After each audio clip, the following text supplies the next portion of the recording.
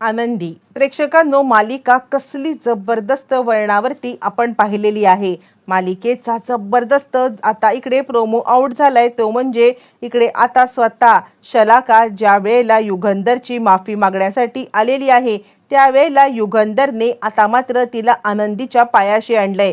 एका लाचार मुलीला अशा पद्धतीने तिचा वापर करून तिच्याबद्दल अशा ज्या काही अफवा पसरून आम्हाला बदनाम करण्याचा जो काही प्रयत्न तू केलेला आहेस ना, त्या प्रयत्नाला माफी नाही असं म्हणत आता सगळ्या युनियनच्या समोर, सगळ्या कामगारांच्या समोर आता तिला आनंदीच्या पायाशी आणले। बरं इतकंच नाहीये तर आता इकडे युगंधर निंबाळकर यांनी खूप मोठी आनंदीच्या बद्दलची अनाउन्समेंट सुद्धा केले आणि त्यानंतर सगळेच जण आता चक्रावून गेलेत।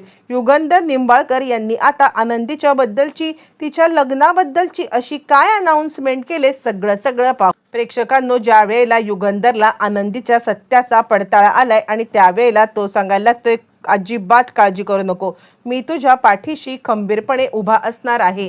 कोणतीही परिस्थिती आली तरी सुद्धा आता काहीही हे होणार नाहीये आणि आता आबा सुद्धा बरे झालेत, आबांचा सगळं खर्च मी केलेला आहे आणि त्यानंतर एक गोष्ट कर, फक्त आता या सगळ्यामध्ये मी तुझं म्हणणं ऐकून घ्यायला पाहिजे होतं, पण ठीक आहे, जे काही झालंय ना त्यानंतर आता इकडे त्या शलाकाला धडा शिकवल्यानंतर आता मी गप्प बसणार नाही म्हणजे नाही। आणि त्यावरती आनंदी सांगायला लागते, साहेब त्याची काळजी तुम्ही करू नका, मी मुळातच त्या आता पत्रकारांना सांगून आलेली आहे की जर का तुम्ही आता जाहीरपणे साहेबांची माफी मागितली नाहीत ना तर आता मी स्वतः तुमचं भांड आता फोडेन आणि त्यानंतर त्यांचं जे काही रेकॉर्डिंग केलेलं आहे ना ते रेकॉर्डिंग सुद्धा आता मीडिया समोर आणेन। यावरती मग आता इकडे निंबाळकर म्हणजे युगंधर निंबाळकर बोलायला लागतात, म्हणजे तू केलंस तरी काय असं म्हटल्यावरती सगळं रेकॉर्डिंग जे आता त्या ऑफिसला जाऊन आपण केलं ते बघून आता ऐकून खरं तर युगंधरला मोठा धक्का बसलाय।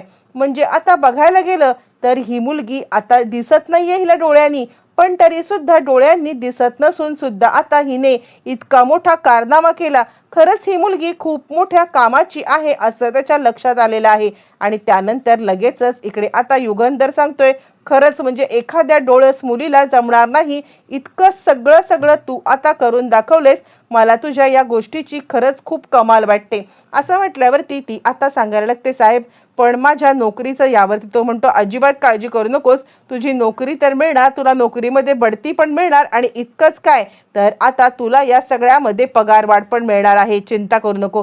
आनंदी खूपच खुश झाले। त्याच टीव्हीवरती आता लगेचच त्या ज्या प्रोग्रामचा, ज्या पत्रकारांनी आनंदीची मुलाखत दाखवली होती तेच पत्रकार आता इकडे टीव्हीवरती कशा आणि त्या आता त्या चॅनलचे हेड असतात, त्यांनी लगेचच आता इकडे माफी मागितलेलीच आहे की आमच्यापर्यंत जी काही बातमी पोहोचली ती बातमी खोटी होती, आमच्यापर्यंत अर्धवटच फुटेज देण्यात आलं होतं आणि हे सगळं शलाका मॅडमनी केलं होतं, त्यांनीच आता बदनाम करण्याचा हा डाव केला होता आणि त्यासाठी ज्या वेळेला सगळं सत्य समोर आले तर आता त्यांची कंपनी सुद्धा आता बंद करण्यात आलेली आहे आणि त्यांचं लायसन्स सुद्धा रद्द झालेलं आहे असं म्हटल्यावरती आता इकडे शलाकाला तितक्यात फोन केला युगंधरने आणि मला बदनाम करण्याचा जो काही प्रयत्न करत होतीस ना तो प्रयत्न तुझा आता हाणून पाडलेला आहे।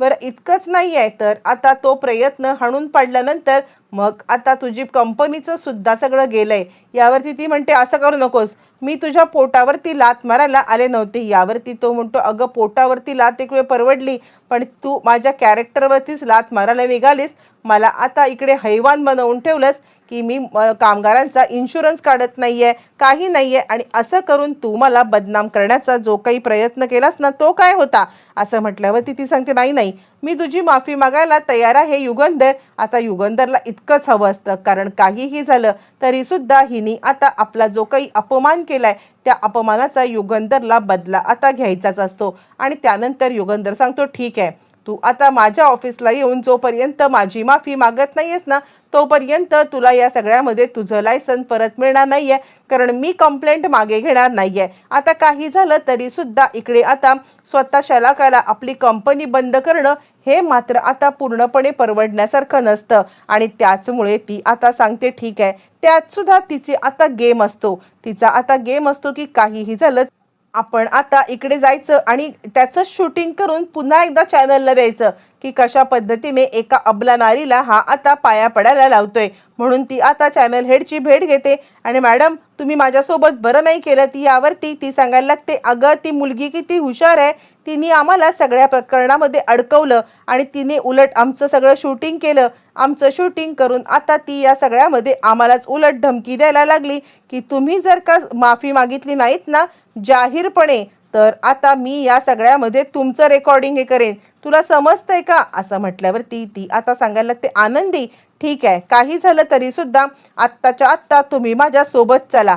यावरती ती हेडबाई सांगायला लागते, नाही नाही आता तुमच्या या भानगडीत मी काही पडणार नाहीये आणि आता मी तुम्हाला ह्या सगळ्यात पाडू नको. यावरती शलाका सांगायला लागते, तू नाही तर अजून काहीही झालं तरी सुद्धा या सगळ्यामध्ये अजून पत्रकार आहेत ज्यांची मदत घेईन ना मी. त्यावरती ती म्हणते, जा बाई दुसऱ्या कोणत्याही चॅनलची मदत घे पण मी तुला मदत करणार नाही असं म्हणत तिची हक्कलपट्टी त्या चॅनलच्या हेडने केले. त्यानंतर तिच्याकडे पर्याय नाही आणि ती आता यायला निघालेली आहे ती म्हणजे युगंधरकडे. युगंधरला माहिती आहे ही माफी मागायला येणार तर इथे काहीतरी ही तमाशा करणार म्हणजे करणारच आणि त्यासाठी युगंधरने आपल्या आता असिस्टंटला सांगितलं, एक काम करा आनंदीला बोलवून घ्या कारण आता इकडे जी माफी मागायला ती येणार आहे ना ती माफी मागायला आल्यावरती मला तिला कोणताही चान्स पण द्यायचा नाहीये असं म्हटल्यावरती मग आता लगेचच पीए आहेत ते फोन करतात.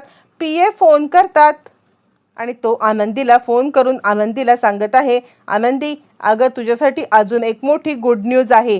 यावरती ती म्हणते, झालं की साहेबांनी मला आता मोठं प्रमोशन दिलंय आणि पगार पण दिलाय की अजून आता साहेबांनी काय आमच्यावरती उपकार केलेत असं म्हटल्यावरती तो सांगायला लागतो, अगं साहेबांनी आता इकडे तुझ्या बहिणीच्या लग्नाची सगळी जबाबदारी घेतलेली आहे असं म्हटल्यावरती ती आता सांगायला लागते, काय आणि ती खूप खुश झाले. ती आता आबांना सांगते की तायडीचं लग्न आता साहेबांनी ठरवलंय, साहेब सगळा खर्च करणार आहेत, सगळं साहेब आता बघणार आहेत असं म्हटल्यावरती मग आता लगेचच आनंदी खुश होते आणि मी साहेबांचे आभार तर मानणारच. यावरती तो सांगायला लागतो, तू आत्ताच्या आत्ता इकडे ये, साहेबांचे आभार मानण्यापेक्षा साहेबांना भेटून तू बोल एकदा की खरंच खूप छान कीर्तन. तुला सांगू का यानंतर मोठी आनंदाची बातमी आता ही असणार आहे की आत्ता याच्यानंतर तुझं लग्न होणार आहे. आता मात्र आनंदी थोडीशी लाजते, थोडीशी घाबरते. त्यानंतर आबा म्हणतात, खरंच साहेबांची इतकी मोठी आपल्यावरती कृपा आहे ना, साहेबांनी आपल्याला या सगळ्यामध्ये आता मात्र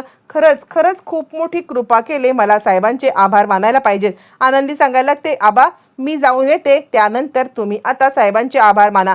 त्यावरती मग आता पीए सांगतो, आनंदी लवकरात लवकर येतो इकडे असं म्हटल्यावरती आनंदी म्हणते, काही झालंय का. यावरती पीए म्हणतो, नाही तू ये बरं. तोपर्यंत आता मात्र शलाकाने मोठं काम केलेलं आहे ते म्हणजे तिला आता कोणत्याही प्रकारच्या आता चॅनल हेडने थारा दिलेला नाही. मग तिने युनियनच्या सगळ्या माणसांना भडकवले आणि तिचा माणूस आहेच जो आता निंबाळकरांच्या विरोधात काम करायला निघतो त्यांना सगळ्यांना बोलवले की मला माफी मागायला साहेबांनी बोलवले बघा. म्हणजे आता एका बाईकडून हा माणूस पाया पडून घेणार, किती हा तत्ववादी आहे ते बघायला चला असं म्हटल्यावरती सगळेजण आता तिकडे निघालेत. पण इथेच गेम चेंज झाला. ज्या वेळेला सगळेजण तिकडे आलेत त्यावेळेला निंबाळकर म्हणतात, झाले तरी काय, कामगारांनी काम थांबवलंय आणि काम थांबवून कामगार सांगतायत तुम्ही खरं तर एका बाईला आपल्या पायाशी बोलवलेत म्हणजे तिची माफी मागायला बोलवलेत. यावरती युगंधर म्हणतो, नाही मी माझ्यासाठी नाही बोलवलेलं आहे, मी सांगतो सगळं असं म्हणत आता मात्र शलाका आले आणि ठीक आहे मी माफी मागायला तयार आहे. म्हणजे तुम्हाला जर का आता तुम्हाला एका बाईला पायाशी आणून तुमचा इगो सॅटिस्फाय करायचा असेल तर मी हे करायला 100% तयार आहे. यावरती तो म्हणतो, बिलकुल नाही, मला माझ्या पायाशी बाईला आणायचं नाहीये. यावरती ती म्हणते, का इतकी सगळी लोक पाहिल्यावरती तुम्ही घाबरलात का. यावरती तो म्हणतो, बिलकुल नाही, आता खरं तर मी तुला माझ्या पायाशी आणण्यासाठी बोलवलंच, मी तुला बोलवलं होतं आनंदीच्या पायाशी आणण्यासाठी. अगं एका लाचार मुलीला तू वापर करून घेतलास आणि लाचार मुलीचा वापर करून तू आता इकडे इतकं मोठं कारस्थान केलंस. तेच कारस्थान मला सगळ्यांच्या समोर आणायचं आहे. याच बाईने आनंदीला काही दिसत नाही याचा फायदा घेत तिच्याकडून बोलून घेतलं. बोलल्यावरती तिला जितकं हवंय ना तितकं ॲडिट करून घेतलं. आनंदीच्या परवानगीशिवाय तिचं शूटिंग करणं हे कितपत योग्य होतं हेच विचारण्यासाठी आता तुला मी इथे बोलवलंय असं म्हणत चिडलेल्या युगंधरने आता मात्र चांगलाच तमाशा केलाय आणि तमाशा करत सगळ्यांच्या समोर शलाकाला माफी मागायला लावलेली आहे. ते म्हणजे आता इकडे स्वतः आता आनंदीची शलाका गुडघ्यावरती बसून अक्षरशः माफी मागत आहे आणि हे दृश्य पाहायला नयनरम्य वाटत आहे.